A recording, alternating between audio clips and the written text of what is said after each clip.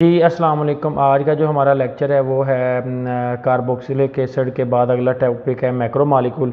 उसके हवाले से हम बात करेंगे। पहला एमसीक्यू है जिग जैग रेगुलर जो है ना हमारे पास कॉलिंग पॉलीपेप्टाइड होता है। Zig zag structure secondary structure होता है। हमारे प्रोटीन के जो ना 3 स्ट्रक्चर होते हैं, primary secondary and tertiary and quaternary, 4 structure जो मेन है जिस पे बात की गई है। जो प्राइमरी होता है वो सिंपल स्ट्रक्चर होता है, सेकेंडरी जो होता है जिग जैग होता है हमारे पास, तो इसमें बी ऑप्शन ठीक है। हाइड्रोजन बॉन्डिंग जो सेकेंडरी में होती है वो ऑक्सीजन और हाइड्रोजन, वैसे भी हाइड्रोजन बॉन्डिंग जो होती है ना वो हमारे पास अमाइनो एसिड की ऑक्सीजन और हाइड्रोजन के दरमियान ही होती है, लेकिन मेन बेसिकली होती है नाइट्रो ग्रुप भी होता है, लेकिन मेन जो सेकेंडरी है ना उसमें ऑक्सीजन और हाइड्रोजन के दरमियान होती है। प्राइमरी स्ट्रक्चर जो प्रोटीन का होता है वो सीक्वेंस अमाइनो एसिड होता है। और उसके बाद जो स्टेटमेंट कौन सी गलत है, प्रोटीन सारे काम कर सकता है, लेकिन प्रोटीन के अंदर जो प्राइमरी स्ट्रक्चर होता है ना वो हाइड्रोजन बॉन्डिंग की वजह से हो, ये गलत है। उसमें अमाइनो एसिड का अमाइनो ग्रुप भी अटैच होता है। क्वेश्चन नंबर 5 में कहता है प्रोटीन आर डायरेक्ट, ठीक है, consequence of the hydrogen bonding. ये हाइड्रोजन बॉन्डिंग जो होती है डायरेक्ट वो सेकेंडरी में होती है, और प्राइमरी स्ट्रक्चर में जो बॉन्ड बनता है वो कोवलेंट बॉन्ड होता है। और secondary structure of the protein include दोनों होते हैं, ए और बी दोनों हाइड्रोजन बॉन्डिंग से लगते हैं। डी ऑप्शन ठीक है। कैटेगरी के अंदर कौन सा एंजाइम करता है? एंजाइम आमतौर पे होते प्रोटीन है, इसलिए इसे डी ऑप्शन ठीक है। Which is not as alpha helix. Alpha helix जो है ना ये बात करता है कि किस में नहीं होता, तो ये आमतौर पर टर्शी की बात कर रहा था। टर्शी के अंदर डाइसल्फाइड लिंकेज नहीं होता, बाकी सारे ऑप्शन ठीक है। अच्छा 10 MCQs, carbon of the amino acid and nitrogen of the other linkage किस में होता है? कार्बोनाइल कंपाउंड, यानी कार्बोनाइल कंपाउंड की जो हमारे पास क्या होता है कार्बन अमाइनो एसिड की, दूसरी तरफ जो होता है नाइट्रोजन की बॉन्ड, इसमें लिंकेज बनता है तो पेप्टाइड बॉन्ड कहते हैं। यानी 2 अमाइनो एसिड में एक तरफ अमाइनो ग्रुप दूसरी तरफ होता है कार्बोनाइल ग्रुप, तो इसमें पेप्टाइड बॉन्ड बनता है। प्रोटीन जो यील्ड हो जाती है तो उससे अमाइनो एसिड, वैसे आमतौर पे हम कहते भी है कि प्रोटीन है ही अमाइनो एसिड, बेसिकली उसी से बनती है। आगे है प्रोटीन 12 एमसीक्यूज। प्रोटीन के साथ अगर नॉन प्रोटीन हिस्सा लगा हो तो उसे कॉन्जुगेट, यानी अगर प्रोटीन और प्रोसेथिक ग्रुप उसे कहते हैं कि अगर प्रोटीन और नॉन प्रोटीन उसके साथ अटैच हो उसे कॉन्जुगेट प्रोटीन भी कहते हैं। वो कहता है कि रेगुलर जो जिग जैग पहले भी पढ़ चुके हैं वो सेकेंडरी आ सकता है। 14 एमसीक्यूज है। Common of the which is lipids protein and carbohydrates and nucleic acid, ये सारी चीज़ें होती हैं बायो जो है ना पॉलीमर्स हैं, बायो मालिक्यूल जिन्हें कहते हैं। अच्छा पॉलीमर जो होता है पेप्टाइड लिंकेज को क्या कहते हैं? बैकलाइट। इसकी एग्जांपल आपके अल्कोहल चैप्टर के अंदर भी है, जिसमें हमारे पास एल्डिहाइड जो होता है ना, फॉर्मेल्डिहाइड, वो जो रिएक्शन करता है हमारे पास जब फेनॉल के साथ, तो वो एक बैकलाइट का स्ट्रक्चर बनाता है। तो 15 एमसीक्यूज़ में अगर हम बात करते हैं ना तो बेसिकली स्टेटमेंट ये है कि हमारे पास डीफॉर्मेशन ऑफ द जो हमारे पास प्रोटीन होती है ना स्पेसिफिक कंडीशन के तौर पे जब वो बनता है, डी नेचर होती है, तो उसके हवाले से वो बात करता है कि एक तो ये है। क्वेश्चन नंबर 16 के हवाले से मैं बात कर रहा हूँ। क्वेश्चन नंबर 16 है can not be D nature protein. Protein D nature किससे नहीं हो सकती? डी नेचर होती किससे है? हीट से और पीएच से या ऑक्सीडेशन रिडक्शन से। तो इसमें पानी से तो नहीं होती, प्रोटीन में जितना मर्जी पानी डाल लिया जाए उससे कभी नहीं होती। बाकी जो चीज़ें मैंने बोली हैं टेम्परेचर, ऑक्सीडेशन और पीएच, इन सब से होती है। तो ये एमसीक्यू 16 बड़ा इंपॉर्टेंट है। ऊपर वाला बैकलाइट आप लोगों को मेंशन कर दिए। उसके बाद जो है ना हमारे पास जो नेक्स्ट एमसीक्यूज़ है हमारे पास जी 16 के बाद 17 एमसीक्यूज़ है। 15 में जो मैंने आप लोगों को एमसीक्यूज़ में बैकलाइट का ऑप्शन दिया ना बैकलाइट के हवाले से, तो वो मैंने आपको बताया कि फिनॉल वाले चैप्टर में भी आप लोग पढ़ चुके हैं। 17 एमसीक्यूज़ पे आ जाएं। 17 एमसीक्यूज़ के अंदर अगर हम बात करते हैं which is the following element is not present in protein, तो हमारे पास सल्फर नहीं होती, बाकी सारे आप अमाइनो एसिड के स्ट्रक्चर के अंदर देख सकते होते हैं। एंजाइम जो कैटलिस्ट होते हैं ट्रांसफ़र करते हैं the group of the molecule is called, का था आइसोमेरिसिस। देखें इसमें जो क्वेश्चन है ना इसकी डेफिनेशन ये है कि एंजाइम कैटलिस्ट जो होते हैं ट्रांसफ़र करते हैं group with in molecule yield of the isomeric of the जो है सबस्ट्रेट। आपने ना एक चीज़ पढ़ा होगा टैटोमरिज्म में, shifting of the one atom to another atom in a same molecule, उसी से आइसोमेरिक से निकला हुआ ये वर्ड।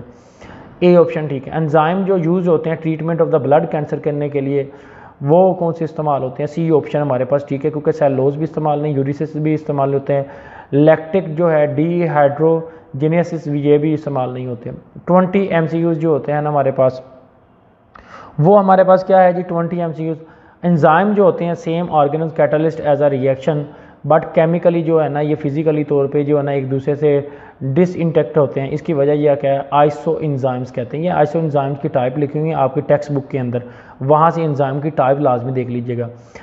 कहता है रेट ऑफ एंजाइम जो होता है डायरेक्टली प्रोपोर्शनल होता है कंसंट्रेशन किसके जितने सबस्ट्रेट ज़्यादा होता है। ये एमडी कैट के लेक्चर में लिखा हुआ, आप लोग इस बात को नोट कर लें, बड़ा इंपॉर्टेंट है।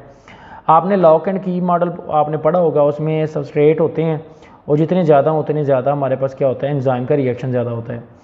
आगे कहता है rate of reaction is directly proportional किसके होगा। इसमें अगर ऑप्शन नंबर देखा जाए 20 नंबर जो 22 MCQs में आप लोगों को करवा रहा हूँ, कहता है rate of reaction is directly proportional to square root of the concentration of enzyme. Square root के क्या होता है हमारे पास, इसके डायरेक्टली प्रोपोर्शनल होता है। उसके बाद क्या होता है हमारे पास सबस्ट्रेट जो होते हैं हमारे पास वो बाइंड करते हैं एंजाइम के साथ, तो वो क्या होता है एक्टिव साइड पे, आपको पता है उसकी जो एक्टिव साइट होती है वहीं पे जाके हमारे पास बैंड होते हैं, एंजाइम आते हैं। लॉक एंड की मॉडल की बात कर रहा हूँ। 24 MCQs पे आ जाए। 24 में कहता है कि एंजाइम जो होते हैं ना वो प्रोटीन तो हमें पता है, लेकिन इनका नॉन प्रोटीन हो तो इसमें उसको हम क्या कह सकते हैं। ए ऑप्शन है हमारे पास आइपो एंजाइम, ये तो मतलब ऑप्शन ही गलत है ना। को एंजाइम, हाँ दो एंजाइम, इसको को फैक्टर भी कह सकते हैं, ये ऑप्शन बिल्कुल ठीक है, बी एंड सी वाला। 25 MCQs है जी। अगर कंपाउंड जो है ना प्राइमरी रिस्पॉन्सिबल होता है बिल्डिंग ऑफ बॉडी के लिए एनिमल के अंदर और मेंटेनेंस के लिए, तो इसमें प्रोटीन ही मेन है हमारे जिस्म के अंदर हर चीज़ की इसकी जिम्मेदार। एंजाइम जो होते हैं ना हमारे पास इस्तेमाल होते हैं एडिशनल यानी अमोनिया के तौर पे और पानी और वाटर यानी और carbon dioxide as a double bond सारा कुछ। तो इसमें कौन सा पॉइंट ठीक है, इसमें बी। इसमें इसकी रीज़न ये है, देखें जब उसमें अमोनिया डालते हैं ना तो अमोनिया की वजह से हमारे पास एक तो बात ये है कि फास्फो ग्रुप लग जाता है जब उसमें कार्बन डाइऑक्साइड भी साथ डाल दी जाती है। और इसमें जो 26 MCQs है ना हमारे पास, उसमें आप अपनी बुक में जाके देखें लाइजेज है हमारे पास एंजाइम लाइजेज। अच्छा लाइसिस एक है एंजाइम, लाइजेज है एक लाइसिस है, ये टॉपिक है लाइसिस। लाइसिस एंजाइम क्या होते हैं, ऐसे एंजाइम जिसमें अमोनिया हो, कार्बन डाइऑक्साइड और डबल बॉन्ड बनता हो और रिमूवल ऑफ जब इसमें होती है तो उसमें डबल बॉन्ड आता है। तो ये जो MCQs है ना 26, इस 26 का आपकी शायद बुक में ना हो तो इसमें ऑप्शन नंबर बी ठीक है। फास्फो जो है ना हमारे पास और ग्लैरो जो है मेल्टेसिस मालिक्यूल का जो है इसका नाम बनता है। उसके बाद एक्टिवेटर जो है हमारे पास क्रोमी ऑक्साइड कौन सा होता है, वो Fe2 पॉजिटिव होता है, 3 ना नहीं होता, ये बात याद रखिएगा। Fe2 पॉजिटिव होता है, वो क्रोमी ऑक्साइड होता है। और अगर Zn यहाँ पे जो लिखा हो ना ये जिंक, इसके सामने लिख लें, ये है कार्बोनिक हमारे पास एनहाइड्रेट्स। और जो ये मैग्नीशियम Mg2 पॉजिटिव लिखा हुआ है ये है ग्लूकोज 6 फॉस्फेट, ठीक है, फास्फोफेट्स आएगा, फास्फोफेट्स। उसके बाद है बस, और यही हमारे पास आते हैं, और Fe3 कुछ भी नहीं होता। 28 जो है ना हमारे पास, उसमें है जी हमारे पास थर्मोबिन जो है ना, ये आपकी बुक में से है, ये ब्लीडिंग वगैरह को आमतौर पर रोकने के लिए इस्तेमाल होती है। ये प्रोटीन है जो आपके खून के आगे जम जाती है। कैंसर के ट्रीटमेंट के लिए पहले भी ऑप्शन हो सका, सी है। 30 है जी प्रोटीन जो पार्ट है एंजाइम का, वो कौन था, एपो एंजाइम, जिसमें प्रोटीन मौजूद हो। आगे MCQs बड़े आसान है, बहुत ही आसान है। अच्छा ये जो दो प्रोटीन है ना, ये दोनों प्रोटीन सिंपल प्रोटीन के, और ये MD कैट के जिन बच्चों ने लेक्चर लिए उन्हें मैंने बताया था कि कुछ दो MCQs नाम याद रख लें, सिंपल के, कुछ कंपाउंड के, और कुछ यानी प्राइमरी सेकेंडरी और टर्शी। सिंपल यानी सिंपल प्रोटीन क्या, कंजुगेटिव क्या, और ड्राई प्रोटीन, तीनों के दो एग्जाम्पल याद कर लें, ये दोनों प्राइमरी की हैं। अगला जो क्वेश्चन लिखा हुआ है ना, ये मतलब प्रोटीन की डेफिनेशन है, और उससे आगे वाला जो MCQs है ये मैक्रो मॉलिक्यूल में लफ्ज़ जो मोनोमर इस्तेमाल होता है उसके लिए, जिससे वो मिलकर रिपीटिंग यूनिट बनती है, उसकी डेफिनेशन है।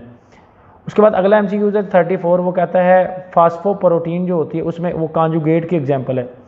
जो सामने स्ट्रक्चर बना हुआ है कहता है इस स्ट्रक्चर के मुताबिक ये क्या है, hydrogen bonding NH and one peptide bond through another. अगर आप गौर से देखें, ये देखें, एक तरफ H है, एक तरफ क्या कार्बोनाइल है, तो कार्बोनाइल कार्बन का हो गया, दूसरी तरफ H है और N। ये देखो मेरे जहाँ पे मेरा एरो है, इस पूरे स्ट्रक्चर में जहाँ देखो अमाइनो ग्रुप, और कहाँ पे दूसरा ग्रुप है हाइड्रोजन बॉन्डिंग कार्बोनाइल के दरमियान हो रही है। MCQs नंबर 36 है, amino acid which are react and other COOH यानी जो है कार्बोक्सिलिक ग्रुप जो है हमारे पास, ये जो कार्बोक्सिलिक एसिड ग्रुप से बनता है ना हमारे पास एक ऑक्सैलिक एसिड COOH, उगजाले केसर को कहते हैं COOH को, और ये उसी से बनता है कि जब हम उसको रिमूवल करते हैं। तो इसमें हमारे पास कहता है कि अमाइनो एसिड रिएक्ट करता है विद अदर अमाइनो ग्रुप, तो इसमें कंडेंसेशन ये वाली होती है, ये पॉलीपेप्टाइड बॉन्ड का बारे में बात बता रहे हैं। 36 के बाद 30 आगे 7 है जी, उससे एक आगे एक और क्वेश्चन है जी, वो कहता है कि इसमें कौन सा स्ट्रक्चर हमारे पास हम कहते हैं और पॉलीपेप्टाइड को कहते हैं। अच्छा, जो है ना सेरियल्ट जो है ना हमारे पास पार्ट ऑफ द स्ट्रक्चर, यानी पॉलीपेप्टाइड का कार्बोनाइल और NH बॉन्ड, इस बॉन्ड को सेरियल्ट स्ट्रक्चर भी कहते हैं। कार्बाइड जो है ना लिंकेज या एसिड लिंकेज या ईथर लिंकेज नहीं कहते। ये MCQ नंबर 36 के हवाले से बात कर रहे हैं, ठीक है। उसके बाद आ जाता है हमारे पास 37 के रोल ऑफ द कैटलिस्ट, जो केमिकल बॉन्डिंग रिएक्शन में होता है, increase the rate of reaction. Glucose के अंदर अगर इंजाइम को डालते हैं तो जाइमेस होता है। उसके बाद कॉन्जुगेट प्रोटीन की ये डेफिनेशन लिखी हुई है। अगला जो हमारे पास है ये इंजाइम है, शायद आप लोगों ने बुक में ना पढ़ा हो कि इंजाइम जो सिलाइवा, ये बायो के स्टूडेंट को तो बहुत अच्छे से पता होगा स्टार्च वगैरह शुगर में कौन सी प्रोटीन पाई जाती है, तो C ऑप्शन ठीक है। उसके बाद 41 में है जी कौन सा ऐसा बॉन्ड है जो अमाइनो एसिड की प्रोटीन वो पेप्टाइड बॉन्ड है, ये आपको पता ही है। अच्छा, आगे हमारे पास है फाइसो जो है हमारे पास केमिकल प्रॉपर्टी, फाइजो केमिकल प्रॉपर्टी जो होती हैं वो किसकी होती हैं, मतलब सब सिंपल प्रोटीन्स की होती है ना, ओवरऑल प्राइमरी सेकेंडरी टर्शियरी सब की होती हैं। कहते हैं किसी एक की तो नहीं होती, नहीं सब की होती हैं। बेसिकली जो हमारे पास MCQ नंबर है ना 42 के बारे में वो ये कहता है कि जो हमारे पास ये प्रॉपर्टीज़ है ना, इन्हें आमतौर पे कहते हैं जो प्रोटीन्स होती है ना, प्रोटीन्स उसकी प्रॉपर्टीज़ के हवाले से बात करता है। ये फिज़िकल लफ्ज़ यहाँ पे आना था, फिज़िकल केमिकल जो प्रॉपर्टीज़ होती हैं, तो ये वर्ड भी कहीं पे अक्सर आपको शायद दिखने में मिलेगा, उसको शॉर्ट टर्म में इस्तेमाल किया गया। अच्छा, अगला MCQ है 43 में कहता है जी बेस्ड फंक्शनल ग्रुप कौन सा हमारे पास है, थायरोक्सिन जो कैन बी आल्सो, उसको क्या कहते हैं, हार्मोनल प्रोटीन कहते हैं। ये मेरे MD कैट के लेक्चर में है। अगला ब्लड कैंसर वाली फिर आ गई, ये तकरीबन आप देख लें MD कैट 20, 21, 22 में काफ़ी दफ़ा आई है। प्रोटीन जो पॉलीमर में इस्तेमाल होती है, अमाइनो एसिड। अच्छा, आगे है नेक्स्ट प्रोटीन, ये आपने मैट्रिक में भी तकरीबन पढ़ा होगा, कंपाउंड लिपिड्स की एग्जांपल, ये मेरे MD कैट के लेक्चर में भी है, ये आपको याद होनी चाहिए उसकी एग्जांपल। 47 में रेगुलर अगर आप मतलब करते हैं जो ट्विस्टिंग जिग जैग वगैरह, तो नहीं, एक आपकी कोलिंग भी है जिग जैग, और एक आ जाता है, पहले होता है हमारे पास सिंपल, उसमें आ जाता है प्राइमरी, जिग जैग आ जाता है सेकेंडरी, और उसके बाद टर्शियरी में आ जाता है फाउल्ड राउंड ऑफ, और अगर ट्विस्टिंग करता है तो वो क्वाटरनरी है, तो इसका D ऑप्शन ठीक है। 48 जो है ना इनहिबिटर की एग्जांपल है, मतलब इंजाइम की एक्टिविटी को रोक देते हैं, रिड्यूस कर देते हैं। अमाइलेज की ये डेफिनेशन है कि जो फूड के अंदर हवाले से pH के हवाले से वर्क करता है, और जो कॉपर मौजूद होता है ना ब्लड प्लाज्मा के अंदर प्रोटीन के हवाले में, अच्छा उसे हम कहते हैं क्रिलोप्लाज्म, जो है ना क्रिलोप्लाज्म कहते हैं, ये B ऑप्शन ठीक है इसके मुताबिक 50 MCQs में। और 50 MCQs में बेसिकली ये प्रोटीन है, तो इसको आपको नाम याद रखना पड़ेगा, ये एग्जांपल है बुक से मौजूद है। Based on the functional group के हवाले से कौन सा है, हार्मोनल प्रोटीन जो होती है ना वो फंक्शनल ग्रुप करती है बेसिकली, किसके अंदर, थोरेक्सिन के अंदर।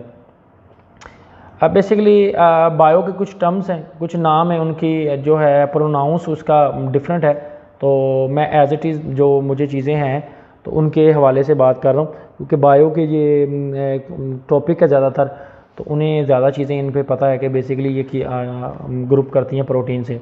केमिस्ट्री के वाले से एंजाइम का वर्क हम बताते हैं क्योंकि इंक्रीज़ करता है केमिकल रेट ऑफ रिएक्शन 52 में। उसके बाद 53 में है प्राइमरी स्ट्रक्चर हमारे पास इसका, अगर लीनियर स्ट्रक्चर सीधा नायलॉन 6 है, MD कैट के टॉपिक में तो शामिल नहीं है, लेकिन फिर भी आप जाके बुक में देख लें वो बनता कैसे, कंडेंसेशन पॉलीमराइजेशन से होता है। 55 MCQs है जी हमारे पास, अमाइनो एसिड आल लिंक्ड होते हैं किससे, पॉलीपेप्टाइड से। और उसके बाद लास्ट में जो चिल्ड्रन में आमतौर पे ट्रीटमेंट ब्लड के लिए इस्तेमाल होती है, फिर वो दोबारा आ गई, कितनी दफ़ा आ चुकी है, ये पिछली दफ़ा भी आया है हमारे पास। स्ट्रक्चर क्या होता है प्रोटीन का, अगर हमारे पास main structure protein peptide bond होता है। ये MCQs ख़त्म हो गए, दुआओं में याद रखिएगा, अपना ख्याल रखिएगा, अल्लाह हाफिज़।